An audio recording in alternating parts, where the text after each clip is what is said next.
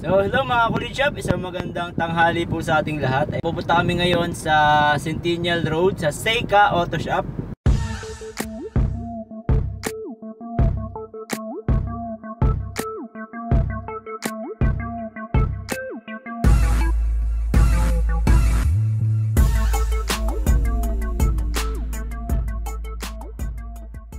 Dahil napag-desisyon na natin magpa-tint ng ating sasakyan at doon tayo nakakita ng shop kung saan napili natin na magpa-nano ceramic tint, no?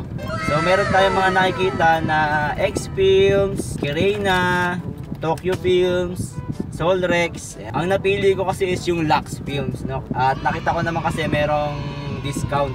Alam niyo naman tayo pag may discount, doon tayo pumupunta.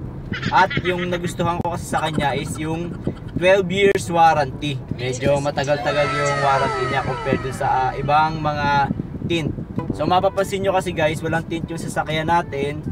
Meron lang siya is sunshade. Ayan, nakita nyo naman sa gilid, ano, ayan, naka sunshade lang tayo. At medyo mainit pag talaga tanghali. At tumatagos talaga sa windshield natin yung init, no? So para makalamig-lamig naman yung aircon kahit papano, napag-decide tayo na magpa-tint. Yun nga lang, iniisip ko guys kung ano yung magandang tint ngayon, kung bluish clear para hindi mahirap sa gabi, at ang isa naman is yung light and medium dark shade, no? So syempre for privacy reason, mas gusto natin yung dark shade. Kaya lang ang isang consider natin is yung biyahe sa gabi. Lalo na sedan yung ating dala, medyo mahirap kasi sa makita yung mga gilid-gilid pagka dark shade. Meron naman kasi na pag ganitong araw maliwanag nga siya, pero pagdating nung gabi, lalo na sa mga places na walang ilaw, yung dark shade talagang wala ka na rin makita, kundi yung harapan. Yung gilid, walang ilaw, hindi mo rin makita kung meron ka bang kasabay sa gilid pagliliko mo or something. So for safety reasons din, kino-consider natin yung clear blue or clear green. So yun, mamaya na lang, titingnan na lang natin pagdating dun sa shop kung ano yung maganda sa makikita natin. Mas maganda kasi makita natin ang personal yung shade niya. Sabi naman nila, yung nano ceramic tint, although clear, ay mataas pa rin yung heat rejection niya. Ang location ng Seika Auto Shop and Accessories ay sa Centennial Road, Kawit na yung nakakasakop sa kanya. So ang dadaanan natin is going to Tansa, and then lalampas tayo ng Robinsons Gentry, dire-diretso tayo hanggang dun sa may Kawit. So ang presyo nung tint nila is 5.5, tapos nabigyan tayo ng discount na 500. So 5,000 na lang yung nano ceramic tint nila. Alright, so dire-diretsuhan tayo ng biyahe natin, ano? Puputulin ko lang saglit yung ating video kasi medyo malayo rin yung ating pupuntahan para hindi sayang yung ating. Waze nyo na lang or i-Google Maps nyo yung Seika Auto Shop and Accessories.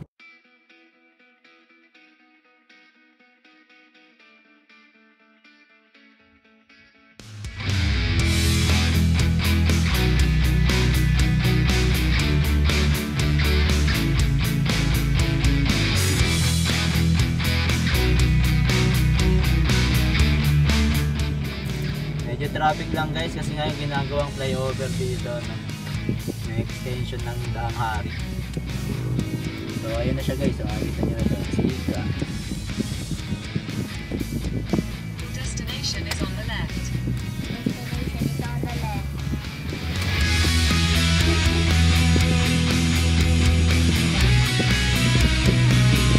Tayo, Seika. Oh!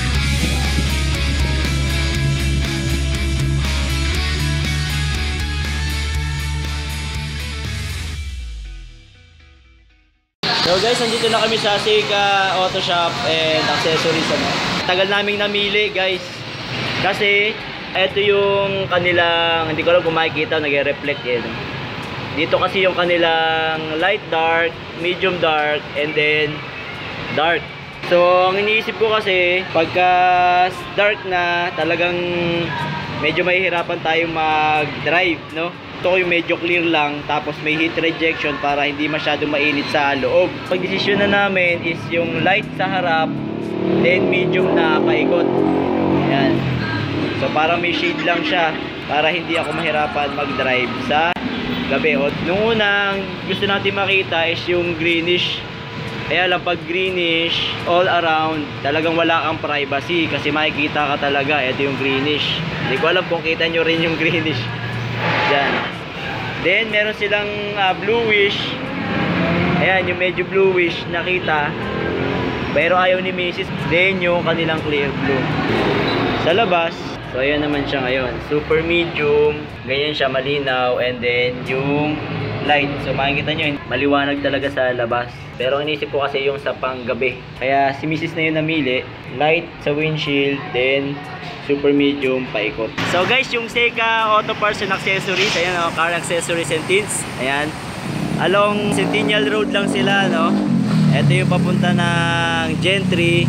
Tapos ito yung papunta ng Manila. So ito yung kanilang shop. Alright, so pagpasok natin dito, sa loob ginagawa yung mga sasakyan, ano? May parking lang sila dito sa labas. Kasya yung mga 1, 2, 3, 4, 4 na sasakyan. Tapos sa loob, pwedeng mag-tint at saka gumawa ng sasakyan dito, 2 sasakyan. So dito meron silang mga busina, accessories para sa sasakyan. Ayan, tapos parts. Then meron silang wiper na Seika din. Ayun, oh, meron sila ditong award. Lux Nano Ceramic PH Cavite. Golden Globe Annual Awards for Business Excellence 2023.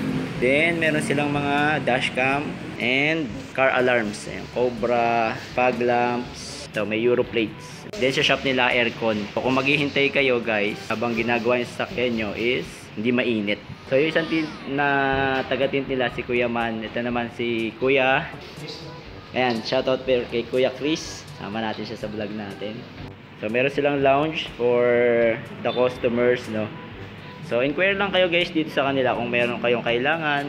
Malapit kayo sa area. Lux Nano Ceramic Tint, dashcam, Android head unit, and meron sila dito. So kung may kailangan kayo guys, pwede kayo mag-inquire doon sa page nila, Seika Auto Parts and Accessories, and sa Lux Nano PH sa Facebook page. And si ma'am, yung kanilang admin, si Ma'am Trina. Ayan, pwede nyo rin kausapin si Ma'am Trina. So yun, si Kuya nagpe-prepare na ng kanilang yung gagamitin na tint. So, mamaya pakita natin. So yun guys, last minute decision tayo, no. Nung nakita natin yung tint nila, talagang light lang, yung medium. So mangyayari is medium dito sa harap at sa gilid, sa may passenger sa front, sa driver side, then dark yung likod. So pwede kasi dito na dalawang kulay yung inyong ipa-tint. Hindi pa natin mawari kanina kung ano yung ipapatint natin. Napakabait naman ng mga na-installer nila dito. Shoutout kay Kuya na installer. Nakita niya kasi sa akin yung kanilang medium. Kita mo pa rin yun sa loob. Maliwanag pa din. Ang suggestion nila kasi yung sa privacy, di magda-dark tayo dito sa likod. Then sa harap, medium, pati dun sa windshield natin. Pati yung init. Hindi naman siya masyado talagang dark na dark eh. Kaya kahit pa paano, may semi-privacy pa rin tayo. At hindi mahirap sa gabi. So, shoutout kay Kuya. So shoutout kay Kuya. Galing kami 13. Tapos yun, around after lunch, kami na book. Diretso na dito.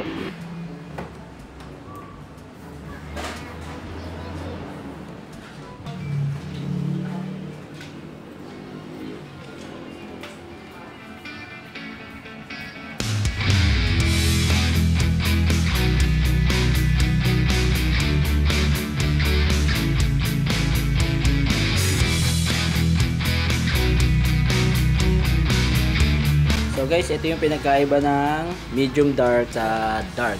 Yan, ito yung medium dark. Ilalagay na natin sa front, passenger and driver side, pati sa windshield. So mapapansin nyo naman malinaw siya, maliwanag. Then, ito naman yung dark. Yan, mas madilim talaga siya compared dun sa medium dark natin, sa medium. Yan. Tapos sa labas, and ganyan siya kalinaw. Ito naman sa kabila. Ayan. Mas madilim siya compared doon. Kita nyo yung difference. Mas maliwanag yung akong sakto. Makikita natin yung side mirror. Ito, madilim talaga. So yan yung difference ng dalawa. Dark, dito natin lalagay sa likod. Likod, and then likod na pinto ng dalawa.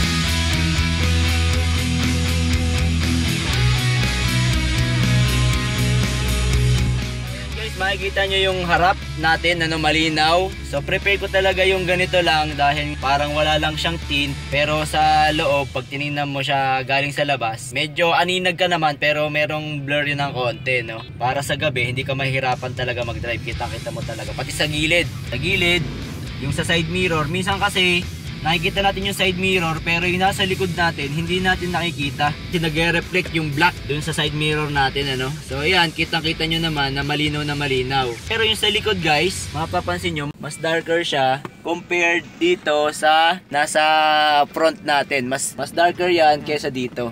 So pag nasa labas, hindi mo kita yung nasa loob talaga, no, hindi mo siya lagi kita. Pati yung nasa likod, sa likod natin. Ayan, sa likod na salamin, no. For me, mas maganda talaga yung mas lighter yung sa driver side at dito sa windshield natin. Siguro depende na lang sa driver, no? Kasi nga ako mas gusto ko yung kitang-kita ko yung daanan kasi nagka-trauma na ako dun sa dati nating sasakyan na kotse din. Hindi natin halos makita rin yung gilid, no? Lalo na pagkagabi. Pag aatras tayo, may masasagi pala tayo, hindi natin masyadong na papansin. Unlike pagka ganito, maliwanag na maliwanag.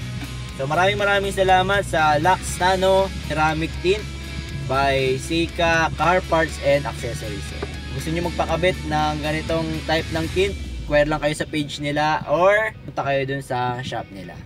Alright, so siguro po hindi na magdanaman ako kapakipakinabang sa araw na ito. At sa mga hindi pa po nakasubscribe, subscribe lang tayo sa Kulit Shop, ang shop na makulit pero walang physical shop. See you in my next videos. Bye bye.